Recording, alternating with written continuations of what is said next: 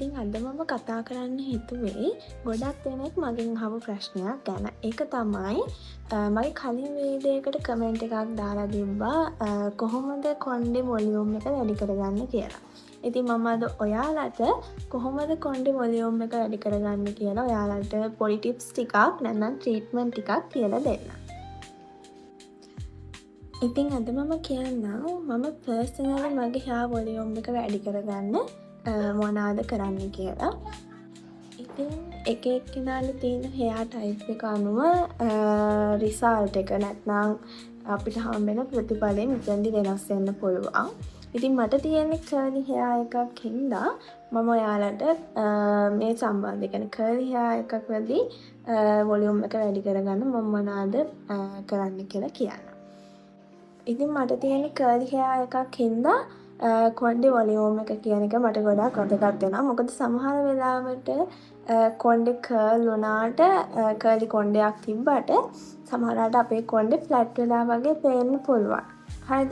අන්න ඒ හින්දා වොලියුම් එක තියාගන්න ගොඩක් වැදගත් වෙනවා. මොකද පොඩි ටිප්ස් ටිකක් තියෙනවා මම යූස් කරලා මම ඒක ඔයාලත් එක්ක ෂෙයා කරගන්න.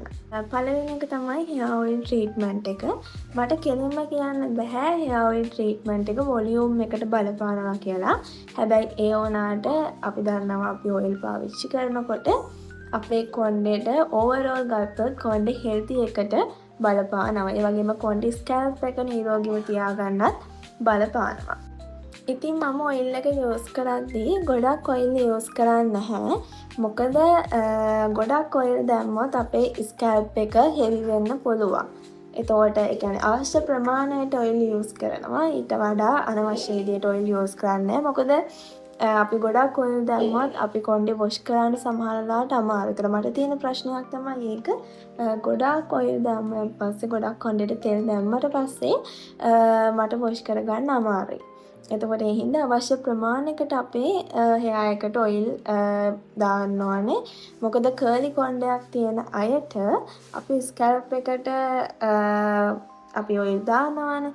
හැබැයි අපි දැන් අපේ කොණ්ඩේ දැන් මේ හරියට තෙල් දැම්මා කියලා අග හරියට වෙනකම් කොණ්ඩේ තෙල් බේරෙන්නේ නැහැ.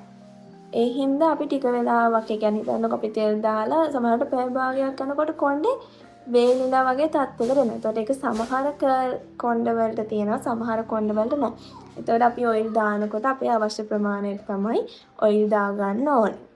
එතකොට ඒ වගේම අපි ඔයිල් ඇප්ලයි කරද්දී ඔයිල් ඇප්ලයි කරලා ස්කැල්ප් එක මසාජ් කරන්න ඕනේ ටික වෙලාවක්. මොකද ඒක ගත්තොත් ස්කැල්ප් එක මසාජ් කරන එක ගොඩක් හොඳයි. මොකද හිස් කබල රිලැක්සින් වෙන්න ගොඩක් බලපානවා. ඒ වගේම අපේ hair care routine එක තියෙන්න ඕන වැදගත්ම දෙයක් තමයි ස්කැල්ප් එක මසාජ් කරනවා කියන එක. අපි ඊට පස්සේ hair එකට ඔයිල් දාලා විනාඩි 45ක් එක්ක පැයක් වගේ කාලයක් ඇතුළත කොණ්ඩේ වොෂ් කරගන්නවා. මොකද මම ඒ විදිහට තමයි කරන්නේ. ඒතකොට ඒක ගොඩක් අපේ hair එකට වැදගත් වෙනවා. එතකොට දෙවෙනි ස්ටෙප් එක තමයි hair mask කියන්නේ. මොකද hair mask කියන එක කර්ලි කොණ්ඩයකට මම හිතන්නේ ගොඩාක් වැදගත්. මොකද කර්ලි කොණ්ඩ එක හයිඩ්‍රේෂන් නැත්නම් තෙතමනය දිගටම පවත්වා ගන්න ඕනේ. මොකද නැත්නම් කොණ්ඩේ ඩ්‍රයි වෙලා ෆ්‍රීසි වෙන්න පුළුවන්. ගොඩක් අයට කර්ලි කොණ්ඩ තියෙන අයට ප්‍රශ්නයක් තමයි කොණ්ඩේ ඉක්මනින් ඩ්‍රයි වෙනවා කියන එක. ඉතින් ඒකට එක විසඳුමක් විදියට මට කියන්න පුළුවන් hair mask එකක් යූස් කරන්න කියලා. එතකොට ඔය hair mask කියන එක කන්ඩිෂන් පාවිච්චි කරනවා කියන එක අතර වෙනසක් තියෙනවා. මොකද කන්ඩිෂන් එකකට වඩා hair mask එකකින් අපිට ගොඩක් දේවල් හම්බෙනවා. එතකොට hair mask එකක් කියලා කියන්නේ කන්ඩිෂනර් ට්‍රීට්මන්ට් එකකට වඩා ඩීප් ට්‍රීට්මන්ට් එකක්. මොකද hair mask එකකින් අපේ කොණ්ඩේ හෙල්ත් එකට ගොඩක් බලපානවා hair mask එක. එතකොට සමහර අය ගත්තොත් hair mask brand use කරනවා. එතකොට මම ගත්තොත් hair mask හදාගන්නේ ගෙදරදිම සාමාන්‍යයෙන් yogurt, eggs ඒ වගේම අපිට පාවිච්චි කරන්න පුළුවන් aloe vera gel. එතකොට මේ තුන එකතු කරලා තමයි hair mask හොඳට mix කරලා තමයි hair mask එකක් හදාගන්නේ. එතකොට ඒක ගත්තොත් ඔයාලටත් ගෙදරදිම හදාගන්න පුළුවන් දේවල්. අපිට කඩෙන් බොරුවට ගන්න උවමනාවක් නැහැ. එතකොට පොඩි වෙලාවක් යන්න මේක හදාගන්න. ඉතින් අපිට ගෙදරදීම හදාගන්න අපේ hair එකට hair එකේ grow එකට භාවිතා කරන්න පුළුවන්. එතකොට සාමාන්‍යයෙන් අපි එක් පාවිච්චි කරනවා නම් කොණ්ඩේ හොඳට වොෂ් කරන්න ඕනේ. විනාඩි 20ක් 30ක් ඉඳලා අපි කොණ්ඩේ හොඳට වොෂ් කරන්න ඕනේ. එක් පාවිච්චි කරන්න මොකද ටිකක් ගඳයිනේ. අන්නේ හින්දා එතකොට මුලින් cool water වලින් හොදන්න. ඒ කියන්නේ cool වතුරෙන් හොදලා ඊට පස්සේ ෂැම්පු කරන්න පුළුවන්. ඉතින් ඒ විදිහට අපි hair mask එකක් use කරන්න පුළුවන්. hair mask එක කියන එක condition එකට වඩා deep treatment එකක් කියලා මතක තියාගන්න. මොකද ඒකෙන් අපේ කොණ්ඩේ freeze ගතිය වගේ අඩු වෙනවා. ඒතකොට දැන් curl කොණ්ඩේ වල තියෙන ප්‍රශ්නයක් නේ ඒක dry වෙනකොට තියෙන ප්‍රශ්නනේ. ඉතින් ඔක freeze ගතිය අඩු වෙන්න අපිට පාවිච්චි කරන්න පුළුවන් hair mask කියන එක. එතකොට තුන්වෙනි එක තමයි hair එක over wash කරන්න හොඳ නෑ. එතකොට over wash කරනවා කියන්නේ ඕනාවට වඩා නිතරම අපි කොණ්ඩේ හොදන්න හොඳ නෑ. මොකද කොණ්ඩේ හොදන්න සාමාන්‍යයෙන් දැන් සමහර අය හිතනවානේ කොණ්ඩේ ගොඩාක් නිතරම හොදනකොට කොණ්ඩේ ක්ලීන් වෙනවා කියලා. එහෙම එකක් නැහැ. එතකොට අපි නිතරම හොදන්න හොඳ නෑ. ඒ කියන්නේ over wash කරන්න හොඳ නැහැ. අර කොණ්ඩේ ටයිප් එක අනුව පොඩ්ඩක් එක වෙනස් වෙන්න පුළුවන්. ඉතින් ඔයාගේ කොණ්ඩේ ටයිප් එක ඔයා මුලින් අඳුර ගන්න ඕනේ. ඒ අඳුරගෙන ඊට පස්සේ ඔයාගේ ඔයාගේ තියෙන කර්ලි කොණ්ඩයක්ද වේවි hair එකක්ද ඉතින් මේ දේවල් අඳුරගෙන ඔයා වෙනමාට hair wash routine එකක් නැත්නම් hair care routine එකක් හදාගන්න ඕනේ. මොකද hair එකට ගොඩක් වැදගත් වෙනවා hair care routine එක කියන්නේ. Tamanට පුළුවන් විදියට hair care routine එක හදාගන්න ඕනේ. ඉතින් හතරවෙනි method එක තමයි කොණ්ඩේ කොහොමද අපි dry කරන්නේ කියලා. ඒතකොට කොණ්ඩේ hair එක dry කරන method එක ගත්තොත් කොණ්ඩේ volume එකට ගොඩක් බලපානවා. ඉතින් අපි කොණ්ඩේ wash කරාට පස්සේ අපි කොණ්ඩේ පිහිදනවානේ. ඒක කොණ්ඩේ අපි ඝනකම් විදියට ඒ කියන්නේ රළු විදියට පිහිදන්නේ නැහැ. එහෙම කරොත් අපේ hair එක කැඩලා යන්න පුළුවන්. එතකොට ඒ වගේ දේවල් simple tips ඒවා අපිට use කරන්න පුළුවන්. අපිට නිකම්ම අපිට apply කරගන්න පුළුවන් දේවල්. එතකොට ඒ හින්දා මතක තියාගන්න කොයි වෙලාවකවත් කොණ්ඩේ අපි wash කරාට පස්සේ කොණ්ඩේ රළු විදියට පිහිදන්නේ නැහැ. ඒ කියන්නේ කොණ්ඩේ ඇද්දලා අතුල්ලලා පිහිදන්නේ නැහැ. මොකද එතකොට එහෙම වුණොත් කොණ්ඩේ ගොඩක් අයගේ ගැලවෙනවා. එහෙම අතුල්ලලා පිහිදනකොට කොණ්ඩේ ගැලවෙන්න ඉඩ තියෙනවා. ගැලවෙනවා. ඒ හින්දා අපි කොයි වෙලාවකවත් මේ විදියට කොණ්ඩේ පිහිදන්නේ නැහැ. ඒ හින්දා අපි ජෙන්ටල් විදියට කොණ්ඩේ වතුර ඉවත් කරගන්න එක මම හිතන්නේ ගොඩාක් හොඳයි. ඉතින් කර්ලි hair තියන අයට hair එක dry වෙන විදියට අපිට curl ටික set කරගන්න ඕනේ. මොකද කර්ලි hair වුණත් ඒකෙත් එක එක type තියෙනවා. ඒ හින්දා ඒ කර්ලි hair එක තියෙන අය ඒ curl තමන්ගේ ස්වභාවය අඳුර ගන්න පුළුවන්. ඒ ස්වභාවයට අනුව curl ටික set කරගන්න එක මම හිතන්නේ කොණ්ඩේ volume එකට ගොඩාක් වැදගත් වෙනවා. ඊළඟට අපි ගත්තොත් හොඳ hair product එකක් තෝරගන්න ඕනේ. hair product එකක් use කරද්දී අපි volume එක වැඩි වෙන්න ඕනේ කියලා heavy product use කරන්න අවශ්‍ය වෙන්නේ නැහැ.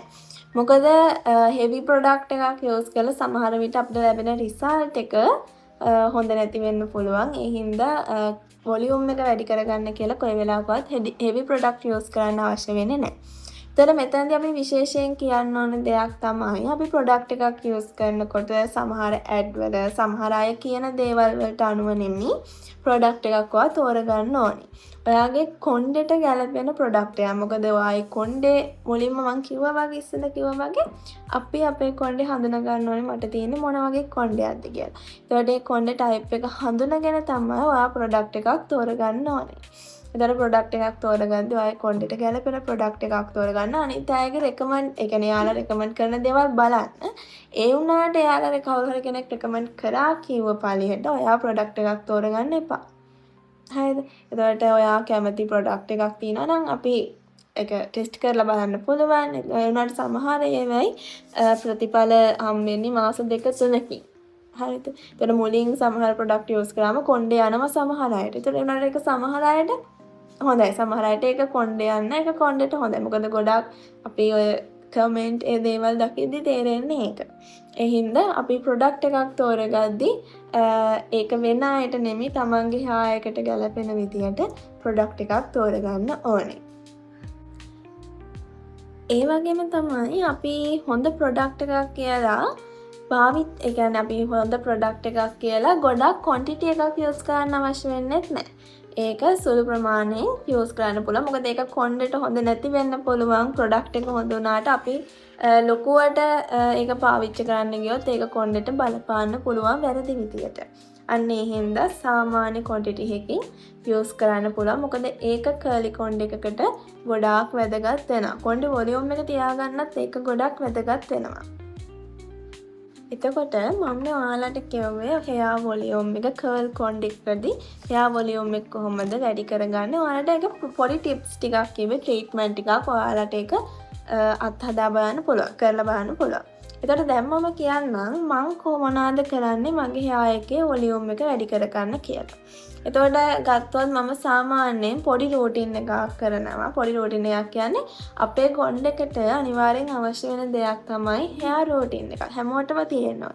දැන් කියනවා ස්කින් කෙයාර් රූටින් එකක් හැමෝටම තියෙන්න ඕනේ වගේ තමයි තමන්ගේ හෙයා එකටත් හෙයා කෙයාර් රූටින් එකක් අනිවාර්යයෙන්ම තියෙන්න ඕනේ.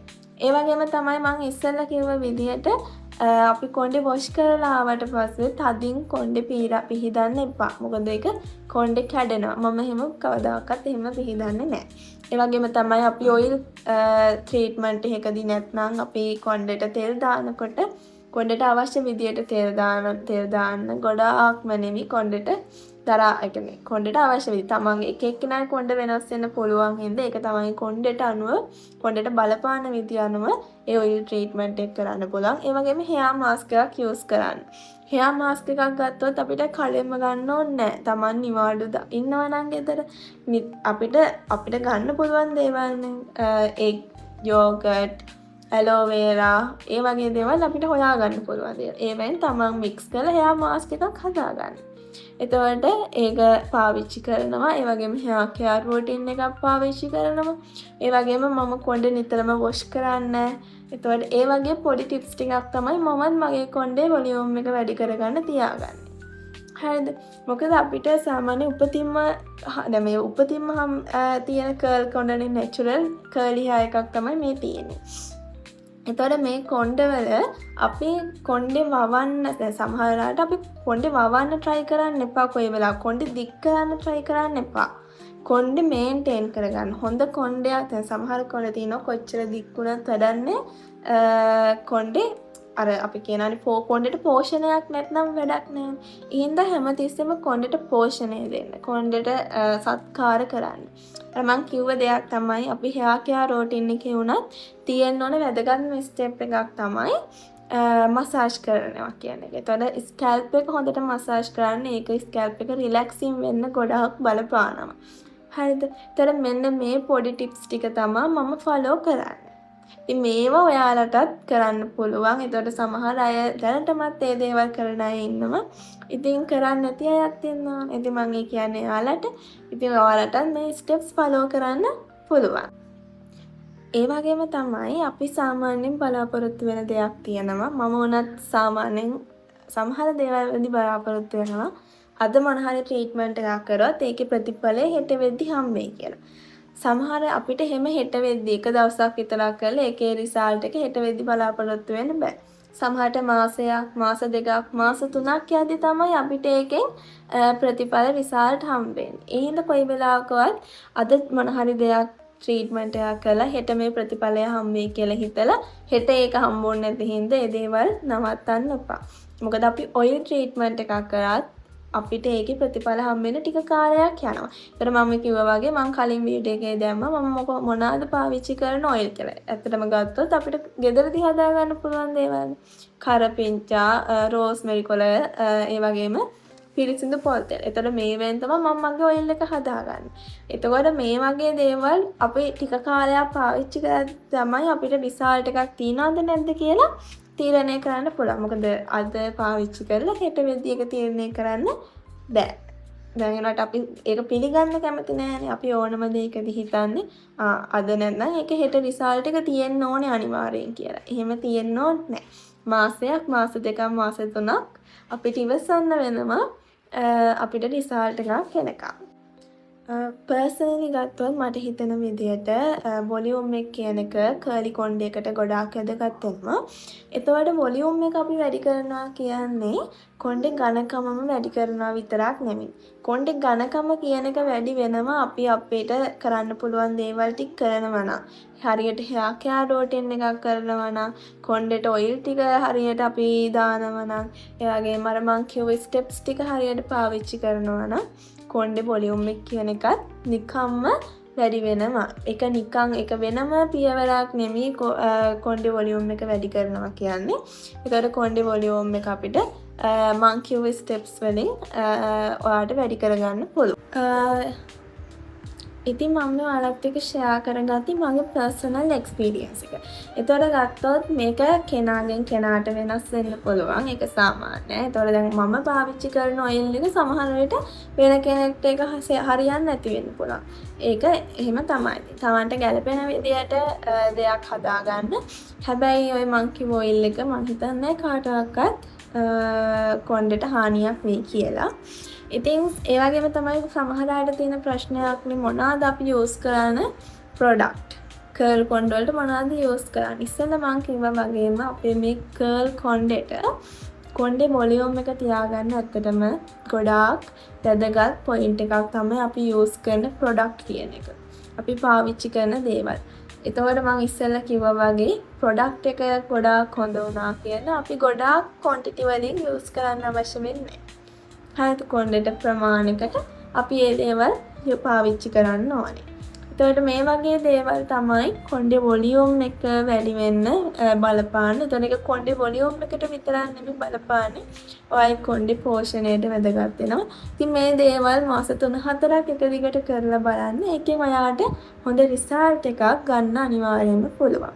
ඉතින් මේ වීඩියෝ එක මම ඇත්තටම කරන්න හිතුවෙත් ඒ හින්දාම තමයි. ඉතින් මේක දැනටමත් මේ රෝටින් එකක් තමන්ගේ හෙයාර් එකට රෝටින් එකක් හදාගෙන ඉන්න අය ඇති. පොඩියට හරි පටන් ගන්න මුලදී. ඔය සමහරවිට අපි දවස් දෙකක් කරාම ඊළඟ දවසේ අමතක වෙන්න පුළුවන්. ඒත් කමන්නේ. තමන්ට පුළුවන් විදියට ඒක කන්ටිනියු කරගෙන යන්න ඕනේ. ඉතින් දැනටමත් මේක කරන අය ඇති. තාම පටන් ගන්න නැති අය ඇති. ඉස්සරහට පටන් ගන්න ඉන්න අය ඇති. ඉතින් මම හිතනවා මේ වීඩියෝ එක හැමෝටම ප්‍රයෝජනවත් වෙයි කියලා. ඉතින් ඔයාලගේ හෙයාර් කෙයාර් රෝටින් එකක් තියෙනවා නම් ඔයාලා මොන හරි ප්‍රොඩක්ට් පාවිච්චි කරනවා නම් කමෙන්ට් එකකින් දාගෙන යන්නත් අමතක කරන්න එපා. ඉතින් මේ වීඩියෝ එක ප්‍රයෝජනවත් වුණා කියලා හිතෙනවා නම් ලයික් එකක් කමෙන්ට් එකක් අනිවාර්යෙන් දාන්න. ඉතින් මම අදට සමුගන්නවා. ඉතින් මම වෙනත් වීඩියෝ එකකින් හමු වෙන්නම් ඔයාලට වැදගත් වෙන වීඩියෝ එකකින්.